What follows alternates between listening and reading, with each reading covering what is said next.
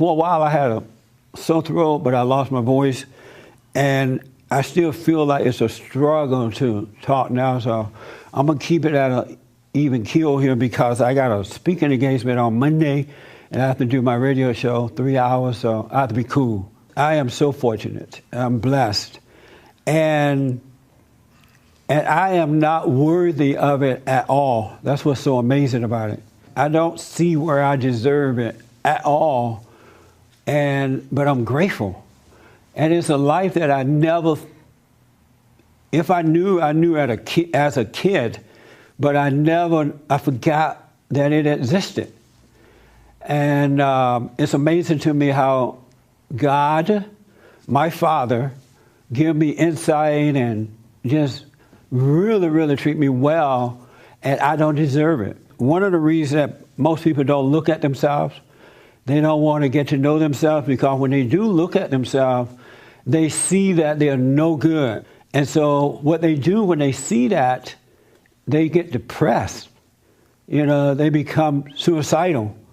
They take medication in order to forget that they're no good, because they want to feel good. The ego always want to feel like it's important, and they want to feel good. And so if you're not aware of that, you cannot handle seeing that you're no good. And I really can see, if you're not ready for true salvation or to be born again, you might as well just continue to be a walking dead. Most people are walking dead and they don't know it. I was at a meeting yesterday and I saw it so clearly, and I was like, wow, it's just so unfortunate. They can't see, and I couldn't either up until the last 28, 29 years now. I didn't know I was a walking dead. I was having fun, partying and doing all that kind of stuff. But yeah, in those quiet moments, alone moments, I could feel that sense of something's wrong, something's missing, just to know how to overcome it. But human beings, except for those who've been born again, are walking dead. They are not connected to the tree of life, and so they really don't have a life. And they don't know it. They're just dying and have no idea about it. It was really, really a sad situation to see that yesterday. So I'm grateful, and hopefully that others will start waking up. My question today is, I want to know, are you seeking security in finance or accomplishments or anything? Power, accomplishment. Everybody's trying to accomplish a lot. They wake up in the morning, got to go out and accomplish something to be successful at something. And so I want to know, are you seeking security in accomplishment or finance or anything, power or anything like that? Influence. People love to influence. How do you seek security? In what area? Oh, man, not 100% sure about that. I mean, go to work, make sure I have a place to stay. I'm sorry? Going to work, having a place to stay, all of that kind of stuff. Right. But beyond that, do you mean like going for something larger than just your basics? Right. Okay. Do I find security in What do you find security in? I'm not sure. Reading books, thinking. Reading books and thinking? Yeah, kind of like that's my time to kind of get away. And I guess if I don't get that, I don't feel as secure. What type of security do you find in reading and thinking? I mean, kind of gets my mind off of things, thinking about different stuff, learning new things, keeps an interest and all of that. But at times, if I don't want to think about those kind of things, just, trying to draw a blank and just stay present. Oh, okay. It's kind of... Is it working? Seems to be. It seems to be working? Martin, isn't there somewhere in the Bible where it said that there was a man who had accomplished everything? He found security and wealth, and he had a lot of stuff, and then the next day he died or something like that? Oh, yes, there was. Who is that? In the New Testament, I'll find it. But Solomon also talked about that. What did he say about it? About pursuing after all these things, and he called it all vanity. Yeah, it really is. I wish that you could see how vain it is to spend a lifetime pursuing success and accomplishment and money and friendship and power and more of this and more of that. It is so shallow that it's sad. It really is.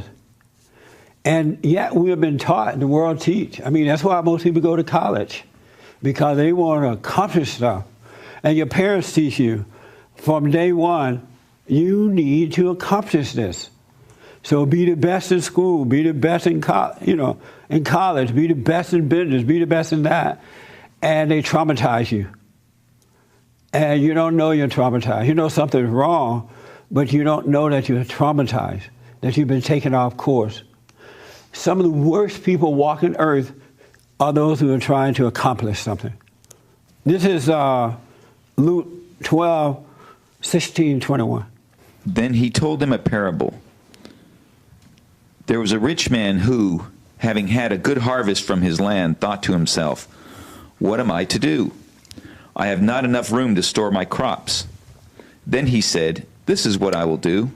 I will pull down my barns and build bigger ones, and store all my grain and my goods in them. And I will say to my soul, 'My soul, you have plenty of good things laid by for many years to come. Take things easy. Eat, drink, have a good time.' But God said to him, 'Fool, this very night the demand will be made for your soul. And this hoard of yours, whose will it be then?'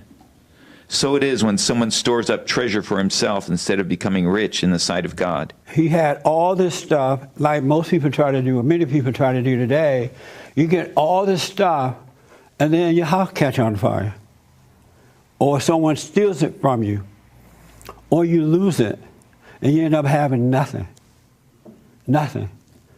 Because you put so much life into trying to get much, while your soul is not being, nothing happening for, is lost.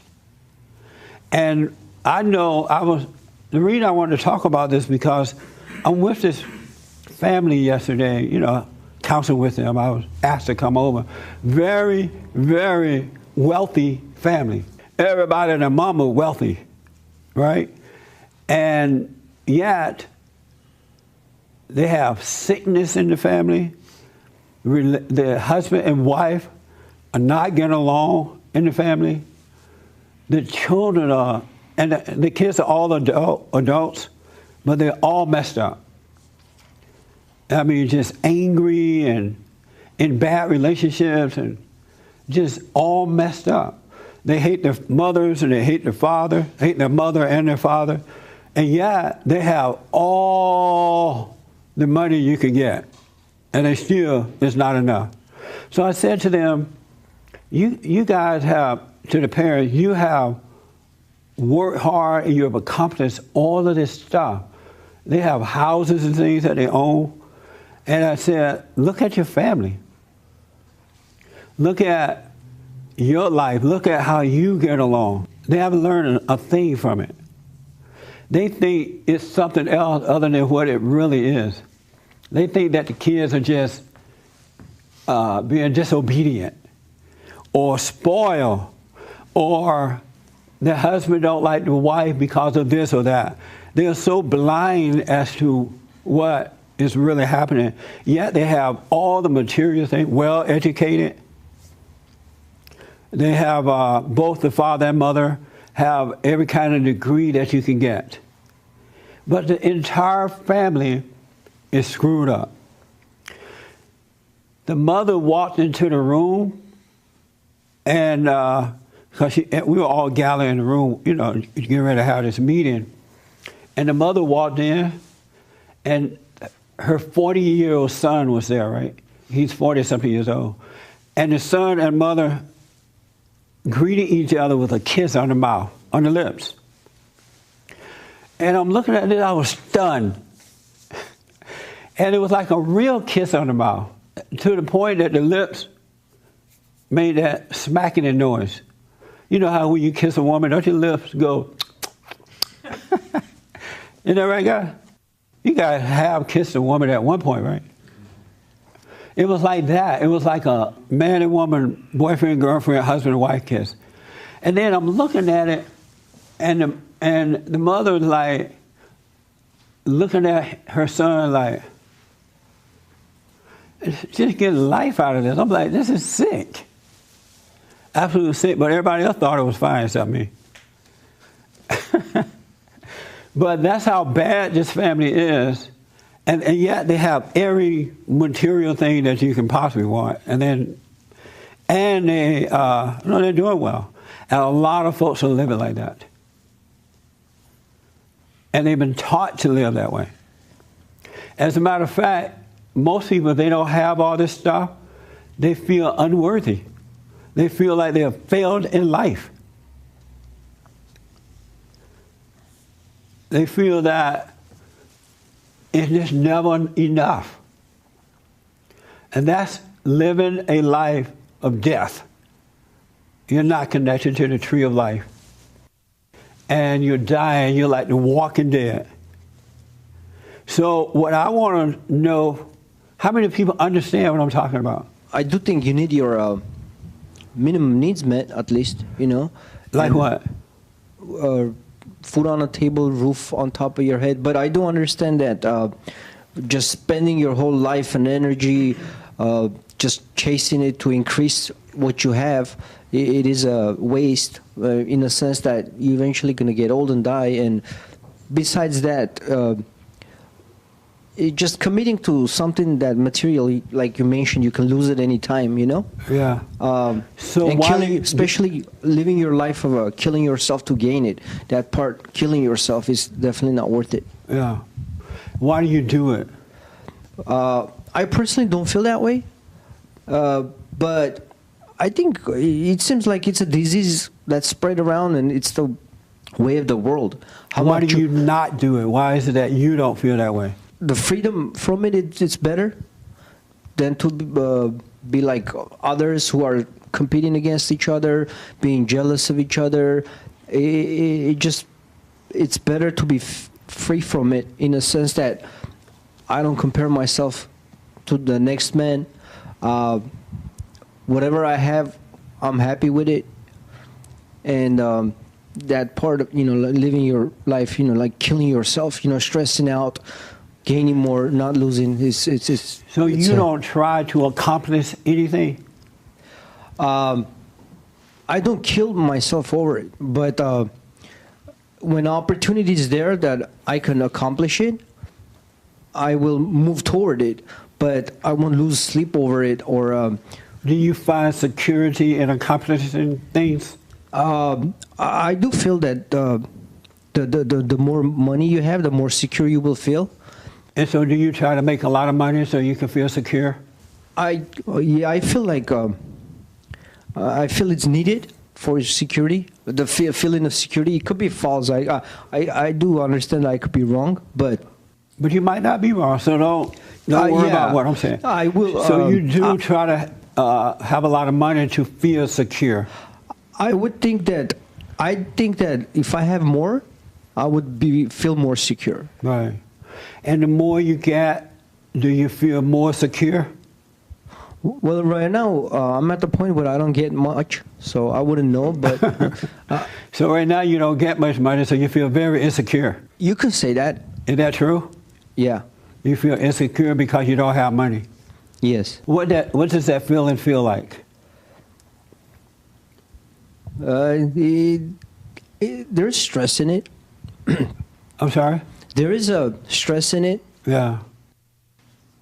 And when it's when you're living like making ends meet, barely, it's not the most secure feeling you can have. But if you think you can... have you ever had a lot of money? No. Well, how do you know that money gonna make you feel secure? I just feel like you'll be more at ease if you had it, because you don't have to worry about meeting your needs are met, you know? Right. Because most of the needs, I feel like it's money related. Right. I understand. And How- it feels like once those needs are met, then you'll be more at ease. It seemed that way? Yeah. Oh, okay. That's amazing. Is it a possibility you could be wrong? Definitely. Oh, okay. Have you ever thought about, you know what? Maybe I'm wrong about this money thing. Maybe it doesn't make me feel secure. The thing is, when I look at other aspects of my life, I don't feel much is bothering me or I'm insecure about it. Right. So it feels like had I had more, things would have been much at ease, you know, better. Oh, okay. I understand. I really do. James, can you relate to this? Do you accomplish money and things to feel better? Feel secure? Yeah. You do? And why? Because I don't like the consequences of when I don't do it. So it kind of puts fear in me so I'm kind of driven towards seeking that. And plus I have a lot of pride too, so it's if you get that stuff you can hold on to, I can hold on to my pride. You can. And most people, if not all, when they get that stuff, they do hold on to their pride. But yeah, it's not enough. They got to get more. Because the pride is never satisfied. True. Yeah. Amazing. Who taught you this, to be this way? I was always taught to like do my homework and stuff like that as a kid growing up. Yeah. And I also read in the Bible that you're supposed to do everything as if it's unto God.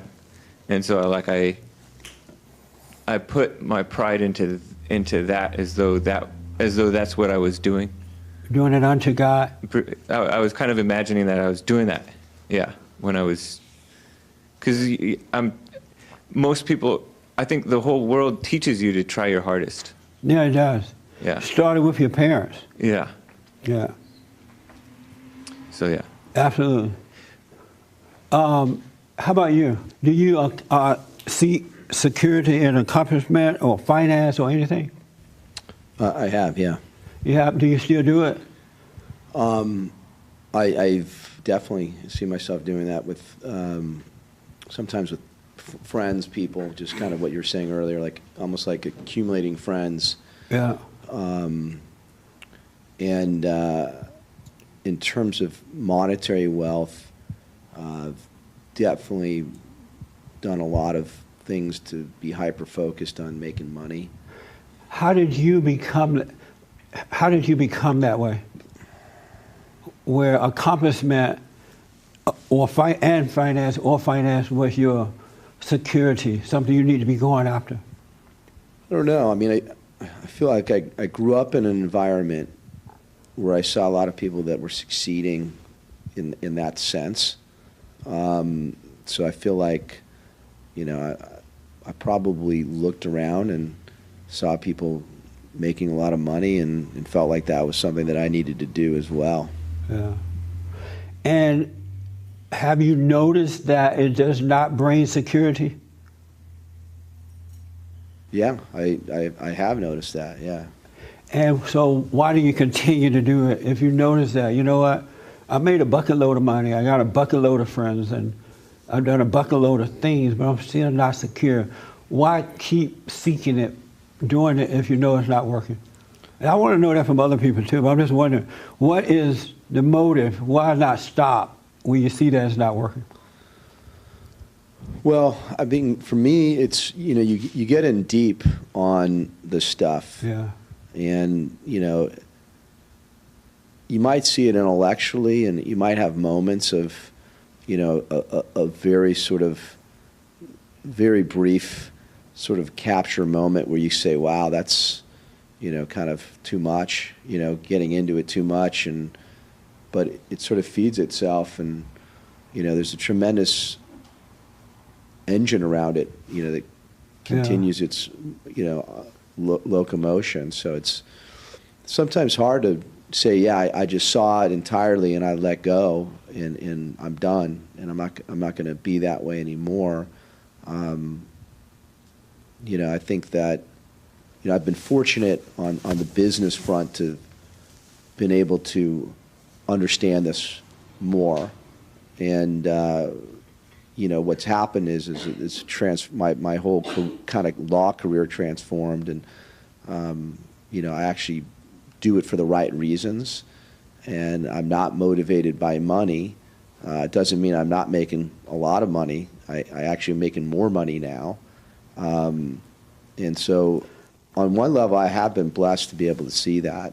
But I also noticed that, you know, I've got into things and people, and it's a kind of a different thing, and you got kind of get used to that stuff. Do you know what to do to overcome? I mean, do you believe that that should be and can be overcome?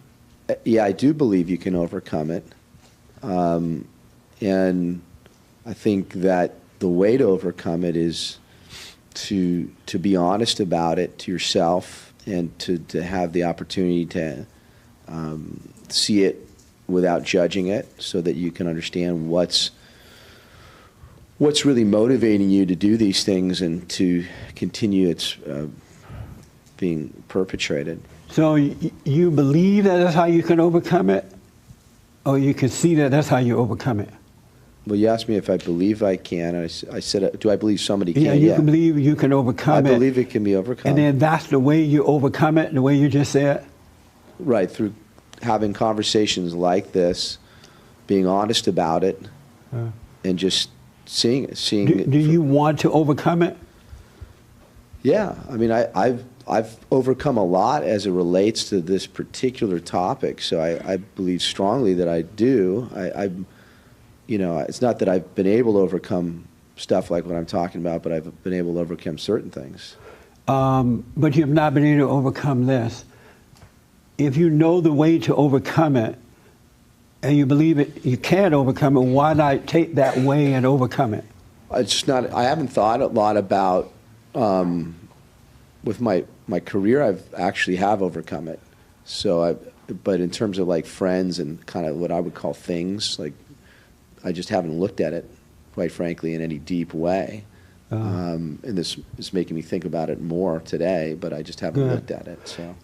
So like the way that you just said, because we have people listening online here and the people in the audience, and some people are going to try that way, what you just said. Well, here's how you can overcome it. Are you sure that that's how you overcome it? Because some people are going to try that, or do you just think that's how you can overcome it? The things that drive me are, you know, there's something spiritual going on that's driving me to want these things. And so, you know, to overcome that, I've got to pull away from that stuff and be willing to do that. And allow me to overcome the spirit of what's driving me. How do you pull away from it? When you say, I got to pull away from it, how do you pull away from it? Isn't this fun? This is so fun. And hopefully it would get the people to start thinking, know thyself. One of the people at the meeting yesterday asked me, because they got a little ticked off at me, well, who you are? How do you get to be this way? They were like going off, right? How come you're different than everybody else? And I said, because I know myself. I got to know myself. And when I got to know myself, I saw, or God allowed me to see what was holding me back in life from seeing. And when I was able to see that, He set me free. And so my life changed. Like anyone's life can do if they want to overcome. But the problem is, I don't think too many people want to overcome. I'm starting to believe that. I think people pretend for a while.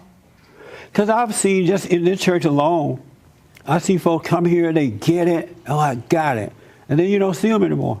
It's like they're not thinking of their fellow man. So how do you think you got it if you got it, now you're gone? You're not even trying to help others or anything. You don't have it.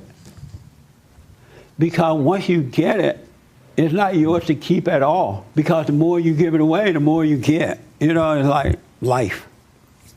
But anyway, go ahead. I think in this case, at least for me, it's kind of I don't know, maybe a couple-step process. But one is having a really good conversation about something like this where I can kind of unemotionally observe myself and what's going on. And, the second step really is to kind of, when I say pull away from it, just, quiet down on your activities.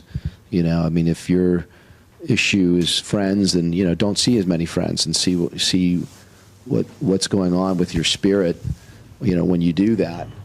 And so I think that through that, if you're blessed, you will be having an opportunity to see what actually drives you, and you can get over something like wanting to see too many people or, wanting to work too hard. But you have to be willing to go through that. How serious is returning to the Father? How important is that to you? And then I want to ask this young man here too. How important is that to you? It's very important. Is it important enough to let that become the number one thing in your life?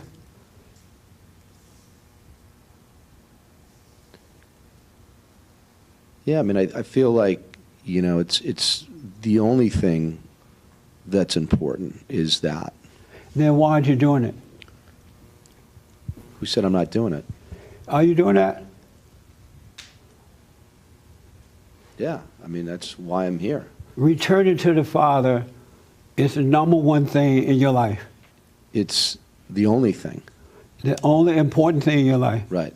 Okay. How about for you? Is seeking Him first, returning to the Father, is that number one in your life? Yes. Having inner peace is what I put as number one, and the way to it is, going to Father. How do you know that it's number one in your life?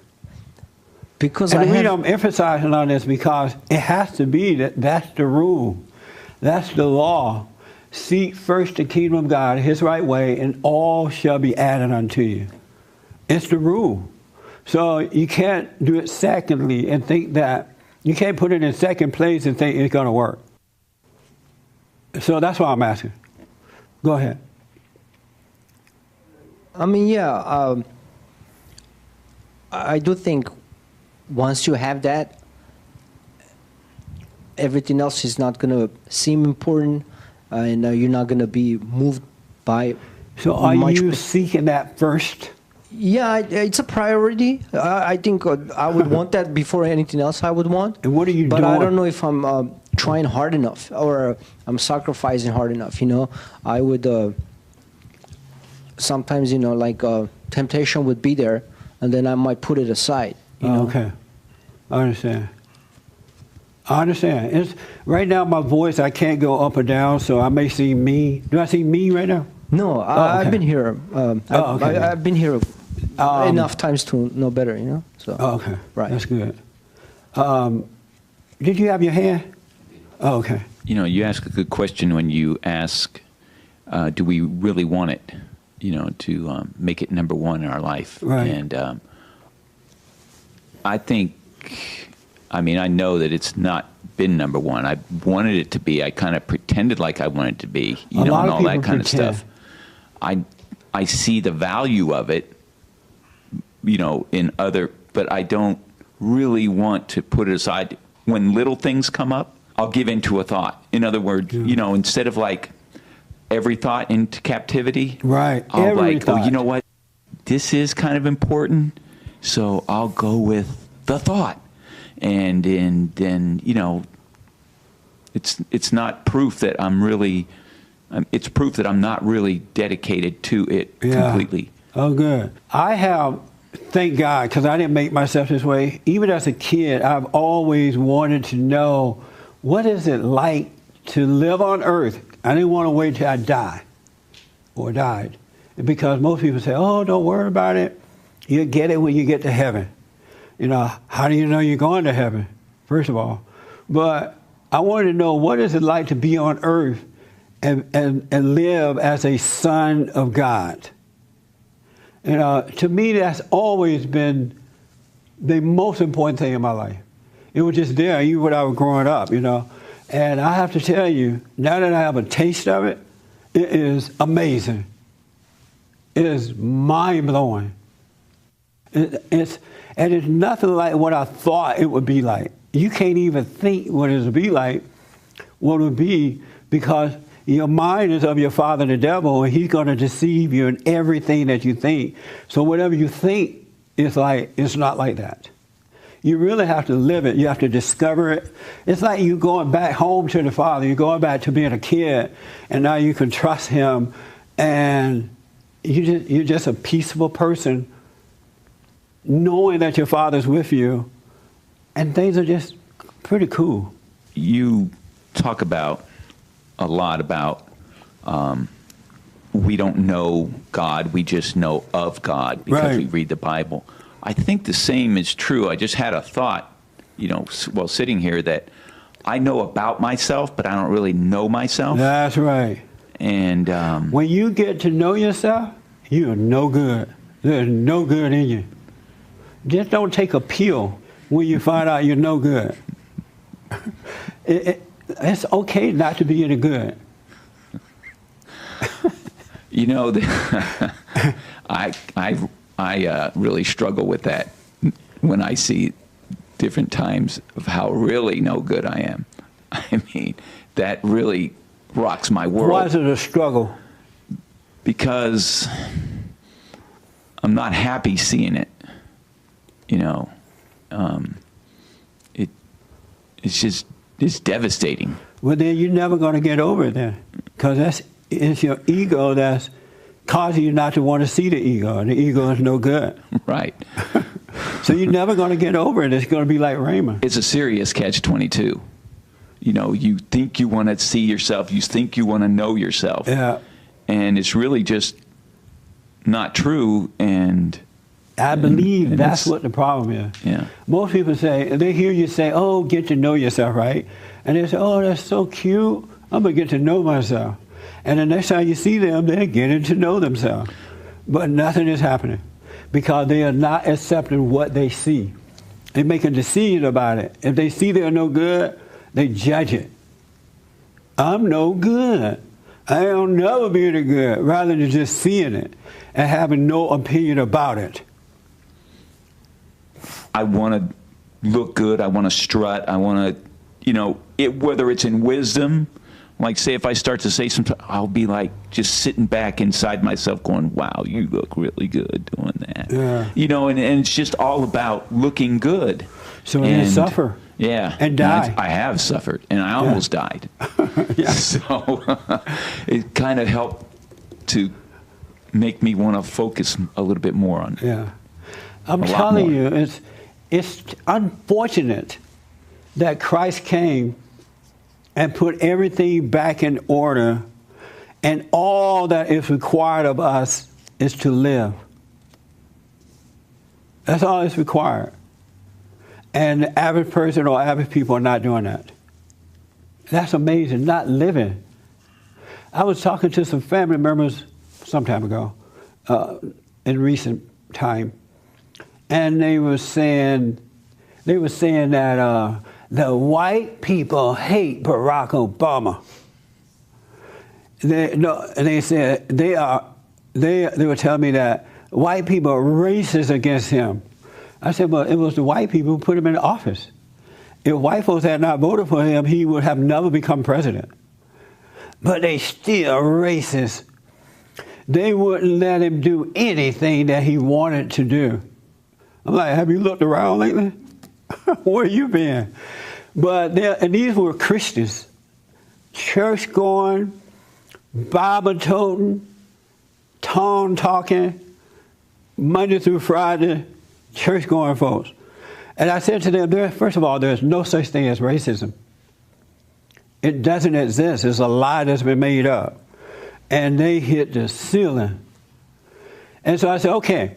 And I asked each one of them, are you a Christian? They all said yes. I said, show me in the scriptures where it says it's racism. And so they couldn't find it. It's not there, so they just started making up excuses.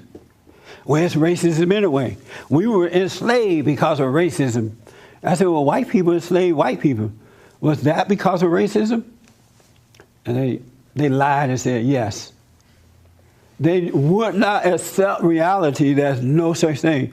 I said, the Bible says, and according to God, our battle is a spiritual battle. We wrestle not against flesh and blood, but against spirits and principalities and evil and wickedness in high places. Everything we do is spiritual. And they paused, and then they said, yeah, that's right, but still white people are racist. They wouldn't let it go. I'm like, this is mind-blowing. How can you be a Christian and believe that our battle is a physical battle? You can't be a Christian and believe that. And I've noticed, though, ever since I've started saying that there's no such thing as racism, it's hard for people to accept that. And the reason that it's hard because we've heard it for so many years. I said, somebody sent me a text or something, and they said the word racism didn't even appear until the 1940s, right? Was that right, James? Something like that. Yeah, that was no such word as racism until the 40s. So if there was no such thing until the 40s, no such word until the 40s, how is it that when black people were enslaved by white people, how is it that was racism? I told them it's either right or wrong, good or evil. It's a spiritual thing. And they did not want to accept it because it's shocking. When you want to hate somebody, how do you get rid of your excuse for hating them? They didn't want to get rid of that excuse, the so-called racist thing. So that's why they didn't want to get rid of that word. Because if they got rid of it, now they can't hate the white people. They can't blame the white people. It's all on them. Isn't that amazing? And angry people love to have excuses. They got to be blaming somebody for it. So that's why they didn't want to let it go. Yes, James? This comment was on one of your YouTube videos from a couple months back. Okay. This person said, I feel ashamed and hide from Jesus. I always let him down, which leads me to this spiritual depression. I feel like I can't even pray as I am not a man of my word with God. I'm not going to give in, though. And that's what we're talking about now. First of all, you're not hiding from Jesus. But what you are doing is judging yourself. You can't have an opinion about yourself or anything or anyone. So when you see that you're not doing what the scripture says do, it's enough to just see it, but don't call it good, don't call it evil, don't call it right or wrong. The fact that you can see it is all that God requires of you, because in seeing it is admitting that you're wrong. People who don't see what they're doing, they run away from it, are not confessing their sins. So they're on the run. But if you could just see it, you're doing just fine. Just don't hate it. Don't make an opinion. Like I was saying, I can see that I'm just no good. I don't understand what it is that God sees in me that he would treat me so well, like a father. But I'm grateful. And yeah, I don't feel deserving, but I don't hate myself for what I see either. Because of myself, I can do nothing. So why hate something that I can't change? You got to stop having an opinion about it. The more you hate it or the more you love it, the worse you become. And just relax and enjoy it and let it be. So here is what you need to do, what I recommend, instead of seeking security in people, places, and things. Did you have a quick question? Go ahead. I think you answered your own question when you said, I don't see why God has bestowed this kindness upon me. I think it's because you have some ability to be grateful for what you see. Well, I am grateful, but I also know not to hate myself. Because I realize whatever's happened, I'm not in control either way. But I'm stone grateful. How many of you have that longing on the inside, like something is missing? no matter how much you have, no matter where you go, how much money you have or don't have, there still seems to be that little void there. So when you do get money, you do get friendship, you do get this, it still doesn't really satisfy you. Just 2 people have that? Oh, good. So if only 2 people have it, so nobody else in this room have that longing, that void, like something is still missing, except these 2, right? How did you overcome it? I used to feel that way. Yeah. But I think like meditating, and the more I meditate, the more I don't feel that way anymore. It's leaving? Yeah. So it's still there somewhat, but it's leaving. Sometimes it still kind of show up, but Yeah. not as much as it used to. Okay, so it's still there then. So you do have it. It's not gone completely. No. Oh, okay. Let me ask the young lady next to you. Do you have that? Like, deep down in there, something that's still missing? Yes. You do have that. How come only 2 people raise their hand then? Okay, you do have it. Do you have that in the cap? Not tons. I mean. I'm sorry? Not a lot, no. You have it sometimes? I guess I like to be around people and talking to people and stuff, and if I'm away from people for long periods of time, or, that's not so great. But I can also be alone with myself for a pretty long period of time, too, and be okay. So you said, but sometimes you do feel that? I guess that would be kind of like the only void. I mean, like, I could go without TV or video games or phone or anything like that without feeling like a void. But otherwise, no, I'm not sure. No, I used to, so. And you never have it now? I'm tempted by it. What does that mean, I'm tempted by it? I'll have a memory about something and I'll feel like, wow, it'd be nice. So you have it sometimes then? I don't have it. I get temptations and I know it's not a trick. That's not going to make you happy. That's not real. So the void, that emptiness come and tempt you? Does it say, hey, feel empty? Yeah. And tell you that? Well, I get tempted. Things on the outside, I'll see and I'll say, Amazing. If I have that, I'll be happy. And I know that that's not going to make me happy. Here's what I recommend, folks. That longing that you have, that void that you have, that emptiness that you have deep down inside, that longing that comes when you're by yourself or sometimes even when you're with people or whatever, don't fulfill that with anything. I want you to go toward it, fill it, and leave it open. Leave it empty, because everything that you fill it with will destroy you. It's not going to satisfy that void. That void is a longing for the Father, for God. And if you leave it open, even if you are out there making money and doing whatever it is you do, don't do it to fulfill that emptiness, which is going to be impossible. Because look at all the rich people, look at all the rich entertainers. And they're all like messed up. They're on pills, their families are messed up, they're unhappy. They got all the money that you can have. And that's not satisfying them. But you got to leave that emptiness open so that the love of God can come in and fulfill it. Because everything else that you fulfill it with is temporary. It's not going to satisfy that. You need to return to the tree of life. And when you leave it open, don't have an opinion about it, but leave it open. Stop running away from it. Then it will be taken care of. You shall be fulfilled. But you got to fill it. You got to leave it open. Don't be in denial about it. But you got to leave it open. And it's something that only God can do. No man, no woman, no money, no accomplishments, no where you live, nothing is going to fulfill that. And once it is fulfilled, it's never empty again. You never feel it again. Once it's done, in 28 years of being fulfilled in that emptiness, I've never had it since. And I had it prior to that. I went to church, I read the Bible, I did all those things. But when I saw what was wrong and realized of myself I could do nothing, I stopped trying to fulfill those things, that emptiness I had. God came in, fulfilled it with love, and I've not been the same since. But you got to leave it open.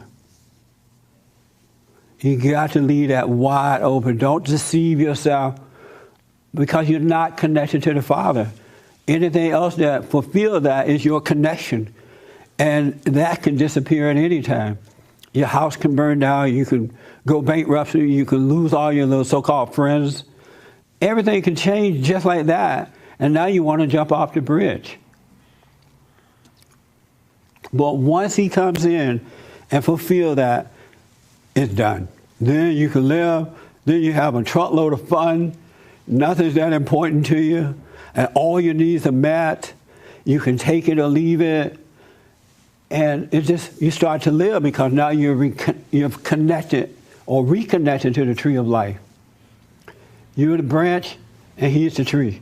You know, I've never looked at my emotions as an emptiness, but I think that's what it is. Whenever I have fear about what's going to happen, so I have to do this in order to keep that from happening, that is my fears, my desires, all those things are my emptiness. Every human being that has fear or doubt or worry or insecurity, looking for happiness in all the wrong places, is empty. It all comes from that because once you are fulfilled, once your soul has reconnected with life, you never feel that way again.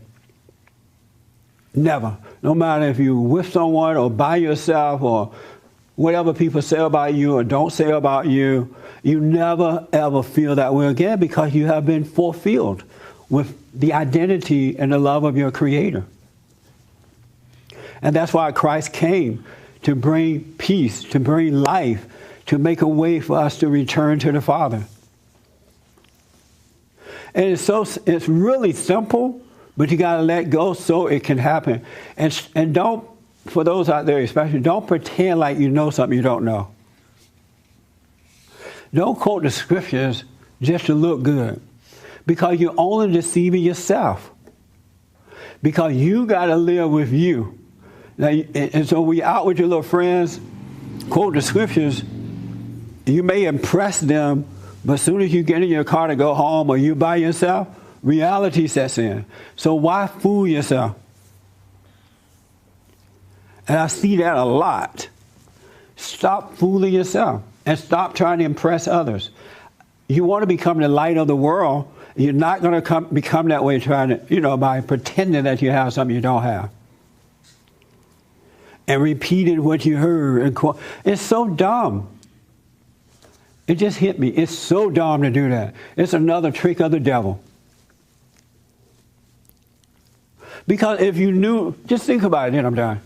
If you knew the answer, you'd be living it. If it were revealed to you, you'd be fulfilled.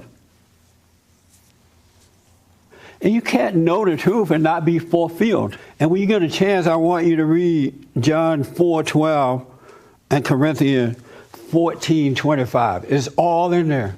I'm not making this up. It's in there. It's time to live, folks, and stop dying. You don't need to die. All the folks who have been fulfilled, they don't have to worry about death. They've already made that sacrifice. All those who have not are dying. You are dying while pretending that you're living. And you don't even know you're dying, but you're dying. But it's also in your heart, too. If you didn't have the Bible, you would still know the truth. It's written in your heart. The Word made flesh. You can know it without even reading it in the Bible. But I just give the Bible out sometime because I know that there are some folks, well, where is that in the Bible? Like they're going to believe it when they see it in the Bible. They'll read it in the Bible and still won't believe it. Intellectually they will, but it changes nothing. That's not in the Bible. God walks the dark hills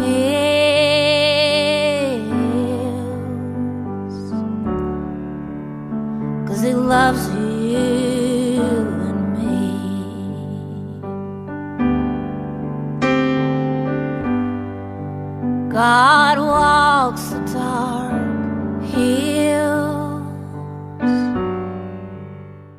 want to feel like it's important, and they want to feel good.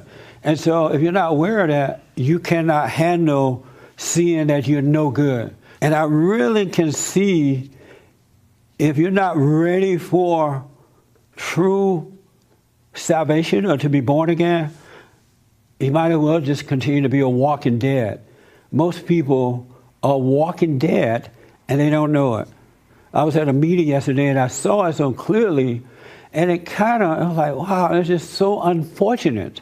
They can't see, and I couldn't either up until the last 28, 29 years now. I didn't know I was a walking dead. You know, I was having fun, partying and doing all that kind of stuff. But yeah, in those quiet moments, alone moments, I could feel that sense of something's wrong, something's missing, just to know how to overcome it. But human beings, except for those who've been born again, are walking dead. They are not connected to the tree of life, and so they really don't have a life. And they don't know it. They're just dying and have no idea about it. It was really, really a sad situation to see that yesterday. So I'm grateful, and hopefully that others will start waking up.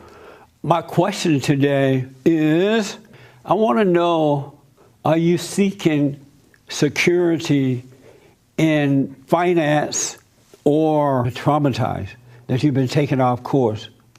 Some of the worst people walking earth are those who are trying to accomplish something. This is Luke 12, 16, 21.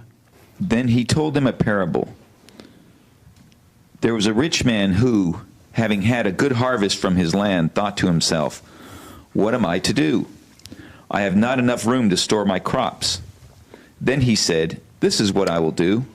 I will pull down my barns and build bigger ones, and store all my grain and my goods in them. And I will say to my soul, 'My soul, you have plenty of good things laid by for many years to come. Take things easy. Eat, drink, have a good time.'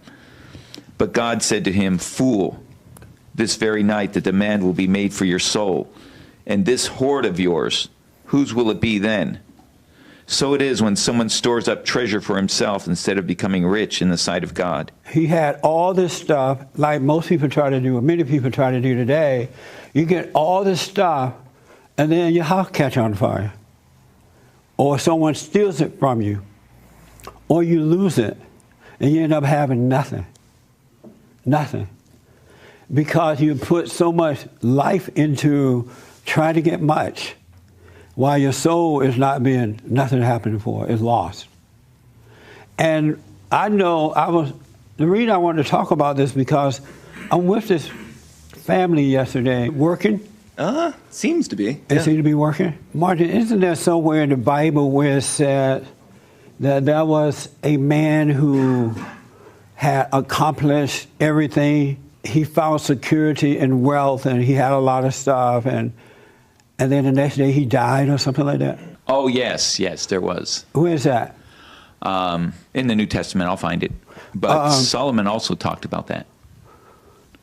What did he say about it? About pursuing after all these things, and he called it all vanity. Yeah, it really is. I wish that you could see how vain it is to spend a lifetime pursuing success and accomplishment and money and friendship and power and more of this and more of that. It is so shallow that it's sad. It really is. And yet we have been taught, the world teach. I mean, that's why most people go to college, because they want to accomplish stuff. And your parents teach you from day one, you need to accomplish this. So be the best in school, be the best in college, be the best in business, be the best in that. And they traumatize you. And you don't know you're traumatized. You know something's wrong, but you don't know that you're